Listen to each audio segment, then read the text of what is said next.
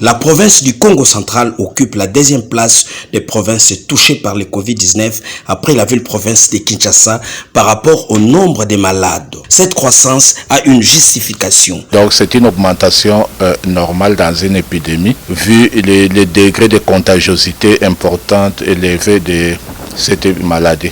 Mais la deuxième raison pour nous ici à Matadi, nous faisons un envoi groupé des échantillons. Donc ça paraît beaucoup au même moment. Pour arrêter cette propagation, le confinement de la ville de Matadi est-il nécessaire? Le confinement de la ville devient de plus en plus une des solutions. Et nous, tant hommes de Dieu, nous avons sur notre rôle, c'est celui de prier, parce que nous savons que les médecins donnent les médicaments, mais c'est notre Dieu qui donne la guérison. Deuxièmement, c'est celui de continuer à sensibiliser la population. Le pays est en guerre, la province est en guerre, et nous sommes en guerre avec un commando invisible. Donc nous devons continuer la sensibilisation pour faire comprendre à la population que le coronavirus existe bel et bien.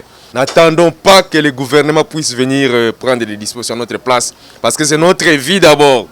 On dit que le monde nous appartient tous, mais la vie est individuelle. La question que je me pose moi-même, confiner Matadi aujourd'hui, est-ce qu'à Bouma, avec les trafics que nous avons, est-ce qu'à Sekebanza, est-ce qu'à Lukula Achela, il n'y a pas de cas? La situation étant critique, le ministre national de la Santé a effectué une visite d'inspection dans le Congo central. Il est venu nous visiter pour superviser, voir ce que nous faisons en province par rapport à la lutte contre cette épidémie et faire aussi, c'était une visite aussi au même moment de supervision. Le bilan épidémiologique fait état de 55 cas dont 5 décès dans le Congo central.